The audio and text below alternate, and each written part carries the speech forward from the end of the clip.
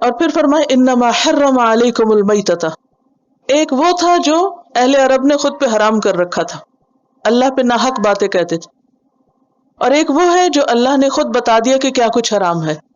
ہر چیز حلال ہے جب تک کہ اس کو حرام کہہ نہ دیا جائے، اور حرام کا اختیار کس کے پاس ہے؟ اللہ کے پاس۔ لہٰذا کوئی پیغمبر بھی اپنے لیے چیزوں کو خود نہیں حرام کر سکتا۔ اب چونکہ پچھلی آیت میں یہ کہا گیا تھا کہ طیبات حلال ہیں، طیبات کھاؤ پیو، تو پھر سوال یہ پیدا ہوا کہ اچھا کیا طیب نہیں ہے، کیا حلال نہیں ہے، کیا نہ کھائیں؟ تو بتا دیا گیا انما حرم علیکم المیتہ، تم پہ حرام کیا گیا میتہ، مردار، ڈیڈ۔ مردار کیا ہے؟ نمبر 1 جو خود مر گیا ہو، طبعی موت۔ نمبر 2 جو ذبح نہ کیا گیا ہو، کسی اور طریقے سے مرا ہو۔ ذبح کے علاوہ کسی بھی طریقے سے مرنا کیا ہے؟ میتہ، چاہے وہ چوٹ کھا کے، چاہے اوپر سے گر کے، چاہے لڑ کے، کوئی بھی ہو، وہ آگے وضاحت آئے گی۔ نمبر 3 ذبح تو کیا گیا لیکن خون نہیں نکلا، ایسے طریقے سے ذبح کیا گیا جس میں پورا خون باہر نہیں نکلا، غلط جگہ سے ذبح کر دیا، خون جسم میں ہی رک گیا، وہ بھی مردار کی ضمن میں آتا ہے۔ پھر اگلی بات یہ کہ کسی ایسے شخص نے ذبح کیا ہو جو مسلمان یا اہل کتاب میں سے نہ ہو، جیسے کسی مجوسی نے یا مرتد نے، ایتھیسٹ وغیرہ نے ذبح کیا ہو، تو یہ ساری چیزیں کس میں آ جاتی ہیں؟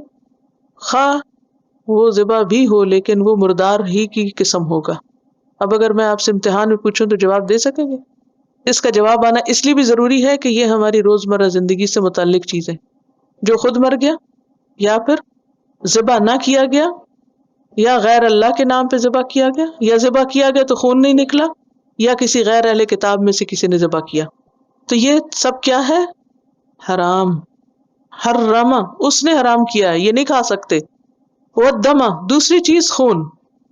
اچھا خون میں کیا حرام ہے؟ بہتا ہوا خون، جو جمع ہوا خون ہے وہ حرام نہیں، جیسے تلی اور کلیجی۔ حدیث ہے اس کے بارے میں، احلت لنا میتتان و دمانی، ہمارے لیے 2 مردار اور 2 خون حلال کیے گئے۔ فاما المیتتان فالحوت والجراد، جہاں تک 2 مرداروں کا تعلق ہے تو وہ ٹڈی اور مچھلی ہے۔ سمندر کا جو کھانا ہے، مچھلی آپ نکالیں تو مر جائے، اسے ذبح نہ بھی کرے تو حلال ہے، اور اسی طرح ٹڈی میں خون نہیں ہوتا، اس لیے وہ مری ہوئی بھی ہو تو حلال ہے۔ وہ اما الدمانی، جہاں تک 2 خونوں کا تعلق ہے تو وہ جمع ہوئے خون ہے، الطحال والکبد، تلی اور کبد، کلیجی، یہ مسند احمد کی روایت ہے۔ تلی سپلین کو کہتے ہیں۔ تو بہتا خون حرام ہے۔ کون سا خون حرام ہے؟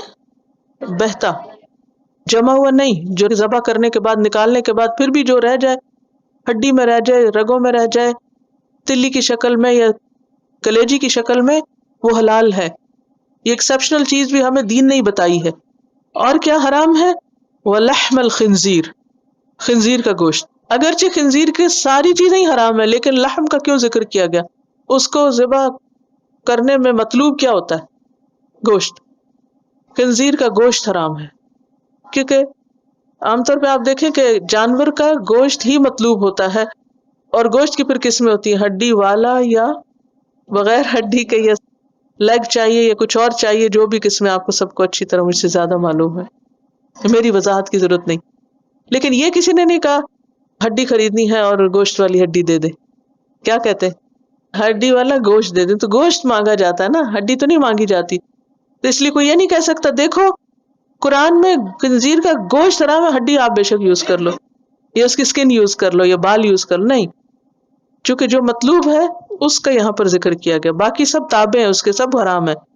اور خاص طور پہ تو پیچھے کھانے کی بات ہو رہی ہے، اس لیے یہاں پر لحم الخنزیر کی بات ہوئی، بالوں کھالوں کی یہاں ضرورت نہیں تھی اس کی وضاحت کی۔ یہ بات میں کیوں اتنی وضاحت سے کری؟ کیونکہ لوگ ایسی باتوں میں تعویلیں کرتے، دیکھو کہاں لکھا ہے کہ ہر چیز حرام ہے؟ قرآن میں تو لکھا ہے خنزیر کا گوشت حرام، یہ نہیں دیکھتے کس کانٹیکس میں بات آ رہی ہے، یہ کھانے کے کانٹیکس میں بات آ رہی ہے۔ اور اگر یہاں ایک لسٹ بنائے، دیکھو خنزیر کا گوشت بھی حرام ہے، ہڈی بھی حرام، بال بھی حرام ہے، کھال بھی حرام ہے، اس کے ناخن بھی حرام، فلاں، اٹ ڈزنٹ میک سینس۔ یہ اللہ کی کتاب ہے، یہ تمہاری کوئی ریسیپی بک تھوڑی ہے۔ وَلَحْمَ الْخِنْزِيرِ، اور خنزیر کا گوشت بھی حرام ہے۔ وَمَا أُهِلَّ بِهِ لِغَيْرِ اللَّهِ، اور وہ سب بھی حرام ہے جس پر اللہ کے سوا کسی اور کا نام بلند کیا گیا ہو. جیسے عربوں کے ہاں بتوں کا نام لے کر جانور ذبح کرتے، جیسے ہم کہتے ہیں بسم اللہ اللہ اکبر، تو وہ اللہ کا بھی نام لے لیتے تھے اور ساتھ کسی بت کا بھی لے لیتے، یا بعض اوقات صرف بت کا لیتے اور اللہ کا نہیں لیتے.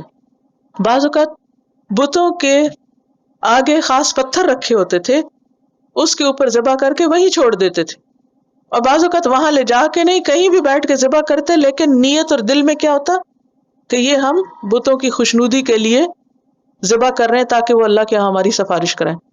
جب ان سے پوچھا جاتا ہے کہ کیوں تم بتوں کی عبادت کرتے ہو، کیونکہ ذبح کرنا، قربانی کرنا، یہ بھی عبادت کا حصہ ہے. اسی لیے ان صلاتی و نسکی کا ذکر صلات کے ساتھ آتا ہے. قربانی جو ہے اسے یہاں صلات کے برابر قرار دیا گیا. ومحیایا ومماتی للہ رب العالمین. تو قربانی بھی دراصل کیا عبادت کا ایک حصہ ہے. اسی لیے قرآن مجید میں منع کیا گیا کہ وہ نہ کھاؤ جس پہ اللہ کا نام نہ لیا گیا ہو. کھانا بھی عبادت ہے، اور کھانے کے صحیح طریقے اختیار کرنا بھی عبادت ہے، اور ان طریقوں سے انحراف جو ہے وہ عبادت کے خلاف ہے. تو کیا کھا سکتے ہیں؟ وہ کھا سکتے ہیں جانوروں میں سے جس کو شرعی طریقے پہ ذبح کیا گیا، اور شرعی طریقے پہ ذبح کرنے کی 2 شرائط ہے. نمبر 1 کہ اس کا خون بہایا گیا ہو. نمبر 2 اس پہ اللہ کا نام لیا گیا ہو. جس کا خون نہ بہایا گیا، خون جسم میں ہی رہ گیا، غلط طریقے سے ذبح کیا گیا، یا اس پہ نہ اللہ کا نام لیا، تو ایسا کھانا بھی حلال نہیں. اور یہ بھی میک شور کرنا چاہیے کہ جو ذبح کرنے والا ہے وہ بھی مسلمان ہے، یا واقعی اہل کتاب میں سے. وہ یہ نہ ہو کہ اس کا کوئی بھی دین نہ ہو، اسے زیوم نہ کر لیا گیا ہو کہ وہ اہل کتاب میں سے. نمبر 2 یہ کہ اس پہ اللہ کا نام لیا جائے. تو پھر اگر یہ شرائط پوری ہو جائیں تو پھر وہ گوشت کھا سکتے ہیں، کیونکہ اصل چیز ہے شرائط. ٹھیک ہے نا. وما اہل بہ لغیر اللہ. اچھا، پھر بعض اوقات بتوں کے علاوہ کسی اور کے نام پر بھی، کسی لیڈر کے نام پہ لوگ بعض اوقات حضرت مسیح کے نام پر ذبح کرتے ہیں، ان کے نام کی قربانی دیتے ہیں. بعض لوگ مسلمانوں میں سے پیر فقیر کے نام کی قربانی کرتے ہیں اور ان کے مزاروں پہ جا کے قربانی کے بکرے دیتے ہیں اور وہاں جا کے دیگیں چڑھاتے ہیں. تو یہ سب بھی کس میں آ جاتا ہے؟ اللہ کے سوا کسی اور کی خوشنودی کے لیے، کسی اور کے نام پر، کسی اور کے مزار پہ، کسی اور کے لیے قربان کرنا. خواہ وہ ذبح کریں یا ویسے ہی جا کے وہاں کچھ چڑھاوا چڑھائیں، سب حرام ہے. ایسا ہی حرام ہے جیسے خنزیر اور خون اور مردار حرام ہے. ہاں، ہر چیز میں ایکسیپشن بھی ہے، کیونکہ ہمارا دین آسانی کا دین ہے. انشاءاللہ اس کی آگے بھی ابھی آیات آئیں گی، پھر مزید وضاحت کریں گے. فمن استر، تو جو کوئی مجبور کر دیا گیا، جو بے قرار ہو جائے، مجبور ہو جائے، کچھ اور نہ ملے. اور استرار کا روٹ کیا ہے؟ ضرر، یعنی جس کو نقصان کا اندیشہ ہو، بیمار ہونے کا یا ہلاک ہونے کا. غیر باغن، وہ اس کا چاہنے والا نہیں، اس کی طلب نہیں، اس کی ڈیزائر نہیں کہ وہ حرام کھائے. ولا عادن، اور نہ وہ ضرورت سے زیادہ کھائے، یعنی بہت پیٹ بھر کے نہ کھائے، صرف جان بچانے کے لیے کھائے. فلا اسم علیہ، تو اس پہ گناہ نہیں، یعنی اس کو کوئی سزا نہیں ملے گی. استراری کا مطلب سمجھتے ہیں؟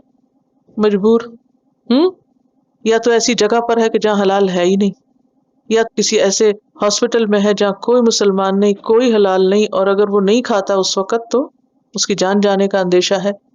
کسی ایسے ویرانے میں یا کسی بھی جگہ پر جہاں سب کچھ ختم ہو گیا، بعض اوقات دشمنوں کے گھیرے میں آ جاتا ہے انسان، کھانا پانی ختم ہو جاتا ہے، اور اس صورت میں صرف اس کے پاس حرام ہی اویلیبل ہے، تو جان بچانے کے لیے صرف تھوڑا بہت لے لینے میں گناہ نہیں. لیکن یہ کہ اس کے اندر شوق نہ ہو. باغی کا کیا مطلب ہے یہاں؟ اس کو ڈیزائر یا شوق نہیں، اور نہ ہی وہ ضرورت سے زیادہ استعمال کرنے والا ہے. عادن سے کیا مراد ہے؟ ضرورت سے زیادہ، کیونکہ قرآن پاک میں آتا ہے سورۃ المائدہ آیت 3 میں فَمَنِ اسْتُرَّ فِي مَخْمَصَةٍ غَيْرَ مُتَجَانِفٍ لِإِثْمٍ فَإِنَّ اللَّهَ غَفُورٌ رَحِيمٌ. جو مجبور کر دیا جائے بھوک میں، یعنی شدید بھوک ہو، غیر متجانف لِإِثْمٍ، گناہ کا ارادہ نہ ہو، گناہ کی طرف مائل ہونے والا نہیں، فَإِنَّ اللَّهَ غَفُورٌ رَحِيمٌ، تو اس کے لیے اللہ غفور الرحیم ہے. اور یہاں بھی کیا فرمایا؟ ان اللہ غفور الرحیم، بے شک اللہ غفور الرحیم ہے، اللہ اس کا یہ گناہ معاف کر دے گا. اور اللہ سبحانہ وتعالی نے یہ اجازت کیوں دی ہے؟ کیونکہ وہ رحیم ہے. وہ کیا نہیں چاہتا کہ بندہ اپنے آپ کو ہلاک کر ڈالے.